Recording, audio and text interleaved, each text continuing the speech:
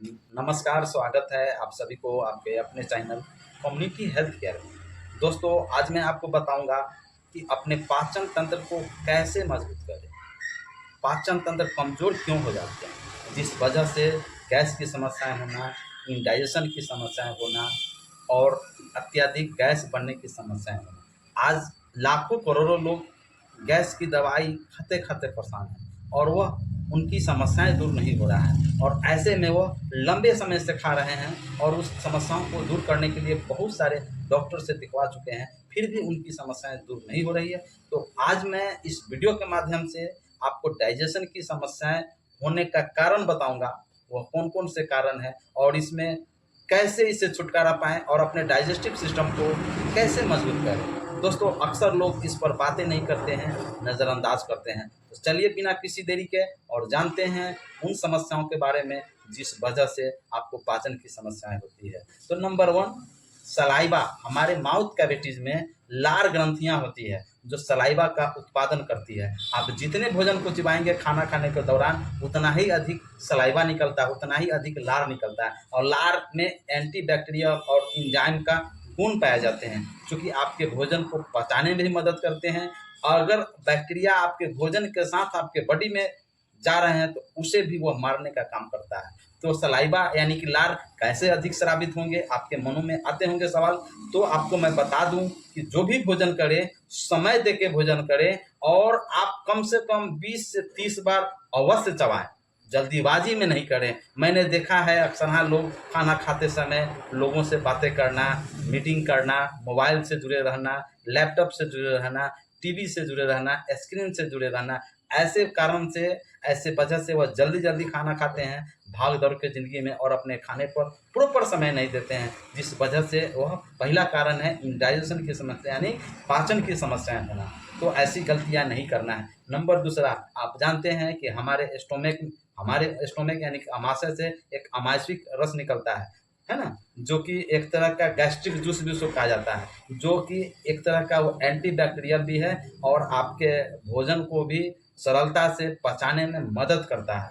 तो ऐसे में जब आप खाना खाते हैं तो खाना खाने के दौरान खाना कम खाते हैं और पानी अधिक मात्रा में पी लेते हैं, जिस वजह से आपका जो जठराग्नि है वह आपको जलता है, और आप जब खाना खाते हैं और पानी पीते हैं तो वह समस्या आपको पैदा होता है, जो कि उस समय जो गैस्ट्रिक जूस जो प्रोसेस होती है वह भूत जाता है। ऐसे में आपको गलतियां नहीं करना है। खाना कैसे खाना है मैं आपको बतला दूं कि एक तो खाना चबा करके काफ़ी कम से कम 28 से 30 बार, 20 से 25 बार चबा करके खाना खाएं, जितनी इच्छा हो खाना खाएं, लेकिन ओवर ईटिंग नहीं करें।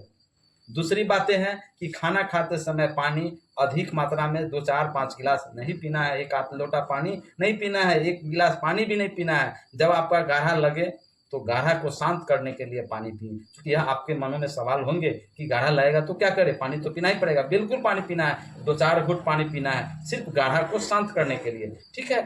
ये अगर करते हैं तो काफ़ी आपके लिए फायदेमंद होंगे। तीसरा होता है कि जब आपका लीवर खराब हो जाता है, जब आपका लीवर प्रॉपर वर्क में नहीं रहता है, चाहे वह दारू पीने से, शराब पीने से या फिर अन्य कोई लत से या कोई भी कारण रहे, तो जब लीवर आपका प्रॉपर काम नहीं करेगा तो लीवर का काम है बाइल जूस स्रावित करना, बाइल जूस का उत्पादन करना। तो यानी कि पीत रस निकलता है, क्योंकि वह पीत रस का काम क्या है कि वह जो भी आप खाना खाते हैं, फैटी चीज़ें, घी, तेल, ऑयल, बटर, मक्खन, तो उन चीज़ों को पचाने में काफ़ी मदद करते हैं। इसलिए लीवर सबसे largest and biggest organ in the body, काफ़ी हेल्पफुल होता है भोजन को पचाने के लिए। तो नंबर तीसरा थे। नंबर चौथा कि आपको पैनक्रियाज से पैनक्रियाज जूस निकलते हैं, चूँकि वह अगर वह नहीं, जिसको हम इंसुलिन कहते हैं, तो इंसुलिन अगर कम मात्रा में स्रावित होंगे तो डायबिटीज़ की समस्याएं होंगी, डायबिटीज़ से ग्रसित होंगे। तो पैनक्रियाज जूस भी आपके भोजन को पचाने में काफ़ी अहम रोल प्ले करता है और आपके ब्लड शुगर को भी नियंत्रण रखने में मदद करता है। और भी कई एक कारण के वजह से, ये 4 मुख्य कारण है जिस वजह से इंडाइजेशन की समस्या होती है, पेट में गैस की समस्या होती है, बदहजमी की समस्या होती है, कॉन्स्टिपेशन यानी कब्ज की समस्या होती है। अक्सर इन समस्याओं को दूर करने के लिए लोग डॉक्टर्स के पास जाते हैं और डॉक्टर्स दवाई तो लिख देते हैं, लेकिन वह लंबे समय तक एंटासिड दवाई का प्रयोग करते हैं, गैस की दवाई खाते हैं, है ना। बहुत सारी कंपनी जैसे पैंटोपियसर हो, एसिलॉक हो, है ना, साइडाडू, बहुत सारी कंपनियां बनाती है जो कि वह दवाई, गैस की दवाई खाना शुरू कर देते हैं। और मैं समझता हूँ कि अगर एक परिवार में 5 आदमी है तो 5 आदमी में 1 से 2 आदमी निश्चित रूप से गैस की दवाई परमानेंटली खाते ही हैं। मैंने देखा है लोग मेडिकल स्टोर से जाके खरीद के लेकर के दवाई खा लेते हैं, लेकिन ऐसी गलतियां नहीं करना है। ऐसे करने से आपको इंडाइजेशन को कमज़ोर करता है, आपको पाचन तंत्र को कमज़ोर करने का काम करता है और आपका धीरे धीरे इंडाइजेशन की समस्याएं हमेशा बनी हुई रहती हैं, जिसके वजह से आप दवाई खाते खाते परेशान हो जाते हैं, डॉक्टर से चेकअप कराते कराते परेशान हो जाते हैं, फिर भी आपकी समस्याएं दूर नहीं होती हैं। तो आज मैं इस वीडियो में आपकी जो ये समस्याएं हैं, मैं निश्चित रूप से उससे कैसे छुटकारा पाएंगे उस पर भी मैं आपको विस्तार से बताऊंगा। तो अगर आप मेरे चैनल में नए हैं या फिर पहली बार मेरे चैनल से जुड़े हैं, तो इस तरह की अपडेट वीडियो पाना चाहते हैं, जानना चाहते हैं, तो प्लीज़ मेरे वीडियो को अभी के अभी लाइक करें, सब्सक्राइब जरूर कर दें और वीडियो को अंत तक देखें ताकि आप अच्छी तरह से जान पाएँ, समझ पाएँ। दोस्तों अब हम चलते हैं इससे छुटकारा कैसे पाएँ। तो नंबर 1 है, जो कि मैंने आपको ऑलरेडी कह चुका हूँ, कि खाना समय से खाएँ और खाना जल्दी खाना नहीं खाएँ। खाना को चबा करके 20 से 25 बार खूब चबा करके खाना खाएँ। नंबर दूसरा है कि खाना खाते समय पानी अधिक मात्रा में नहीं पीना है, ठीक है। जब प्यासा लगे तो पानी पीना है। पानी कब पीना चाहिए? तो खाना खाने के 1-1.5 घंटा पहले पानी खूब पी सकते हैं, या फिर खाना खाने के 1.5 से 2 घंटे के बाद जितनी इच्छा हो पानी पिएँ। नंबर चौथा है कि आप रेगुलर एक्सरसाइज करें। अगर आपका उम्र 35 साल, 40 साल या फिर अधिक है तो फिजिकल एक्टिविटीज रखें। मैंने देखा है तो लोग अक्सर इस पर लोग ध्यान नहीं देते हैं, जिस वजह से वो परेशान होते हैं। दोस्तों मैं बतला दूं कि बीमारियां तो हज़ारों किस्म का है, लेकिन सभी बीमारियों को 2 भागों में बांटा गया है। एक बीमारी को इन्फेक्शन डिजीज कहते हैं, संक्रामक रोग कहते हैं, और एक रोग को नॉन इन्फेक्शन डिजीज यानी कि असंक्रामक रोग कहते हैं। तो इन्फेक्शन डिजीज का ट्रीटमेंट है जो कि वह ठीक हो जाता है, लेकिन नॉन कम्युनिकेबल डिजीज एक ऐसा रोग है, संक्रामक रोग, जो एक बार हो जाता है तो वह ठीक कभी नहीं होता है। इसके लिए आपको परमानेंटली दवाइयों का सहारा लेना पड़ता है। तो आपको बचना चाहते हैं बहुत सारी बीमारियों से, तो मैं जो आपको बता रहा हूँ उस पर निश्चित रूप से अमल करेंगे तो आपकी समस्याएं दूर होगी। तो नियमित एक्सरसाइज करना है। सुबह में आपको कम से कम 5,000 से लेकर के 10,000 डेग 10,000 कदम अवश्य कर लें। अगर उससे भी नहीं होता है तो आप दौड़ सकते हैं तो दौड़ें। अगर उससे भी नहीं होता है तो मनपसंद खेलें, जैसे हॉकी खेलना, बैडमिंटन खेलना, है ना, क्रिकेट खेलना, तैराकी करना, यह सब भी कर सकते हैं। अगर चौथा नंबर उससे भी नहीं हो रहा है तो कम से कम 2 से 4 किलोमीटर आपको नियमित साइकिल चलाना है। इससे क्या होगा कि आपके शरीर का फिजिकल एक्टिविटीज बना हुआ रहेगा।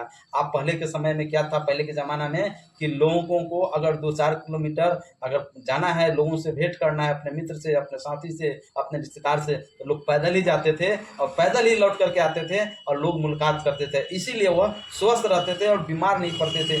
आज लोगों को मैंने देखा है कि 15 साल, 18 साल के बाद, 20 साल के बाद अक्सर लोग बीमार पड़ रहे हैं। अर्थराइटिस की समस्याएं, मोटापा की समस्याएं, उसके बाद आपको डायबिटीज़ की समस्याएं, हाइपरटेंशन की समस्याएं, न जाने अनगिनत समस्याएं, धीरे धीरे किडनी की समस्याएं होते रहते हैं। कारण क्या है? यही सब रीज़न है, फिजिकल एक्टिविटीज़ का प्रॉपर नहीं रखना। नंबर 5वां है कि अनहेल्दी डाइट नहीं लें। अब आप सोचते होंगे कि अनहेल्दी डाइट क्या है, वो कौन सा अनहेल्दी डाइट है? तो उसको हिंदी में अस्वस्थ भोजन कहते हैं। अस्वस्थ वह भोजन है जो कि जब आप लंबे समय तक खाते हैं तो आप बीमार पड़ना शुरू हो जाते हैं, जैसे burger, pizza, momos, junk food, fast food, red meat, है ना, उसके बाद आइसक्रीम, उसके बाद कोल्ड ड्रिंक्स, पैकिंग्स आइटम्स, मैदा की आइटम्स, मिठाइयाँ, और भी न जाने कई एक ऐसे आइटम है जो कि लोग लंबे समय तक शहर से लेकर के चौक चौकी पर जाते हैं और इसको आदत सी बना ली है। और ख़ास करके आज के युवा पीढ़ी इन चीज़ों को अत्यधिक पसंद करते हैं, जिस वजह से कुछ ही दिनों के बाद वह बीमार पड़ जाते हैं और उनको दवाइयों की सहारा लेना पड़ता है। तो उन सब चीज़ों को हम अनहेल्दी डाइट कहते हैं, उसको हिंदी में अस्वस्थ भोजन कहा जाता है। तो उससे भी आपको छुटकारा पाने होंगे। अगर ऐसा कर पाते हैं तो निश्चित ही आपकी समस्याएं दूर होगी और आप स्वस्थ रहेंगे, निरोग रहेंगे। मेरा वीडियो बनाने का उद्देश्य है आप लोग स्वस्थ रहें, ऐसी हम कामना करते हैं। और एक बार पुनः मैं आपसे कहूँगा कि अगर आप मेरे चैनल में नए हैं या फिर पहली बार मेरे चैनल से जुड़े हैं तो प्लीज़ लाइक करें, सब्सक्राइब करें और वीडियो को अधिक से अधिक शेयर करें। और सब्सक्राइब जब करते हैं तो नोटिफिकेशन गिरता है और हम आप हमसे अपडेट जानकारियाँ, हेल्थ न्यूज़ आप जुड़ पाते हैं और आप जान पाते हैं। दोस्तों, आप सभी से विदा चाहता हूँ। फिर मैं अगले वीडियो में आपसे फिर आऊँगा, आपसे मिलूँगा और इससे भी अच्छी-अच्छी हेल्थ टिप्स दूँगा जिससे कि आप स्वस्थ रहेंगे। आप सभी लोगों को बहुत-बहुत धन्यवाद। जय हिंद, जय भारत।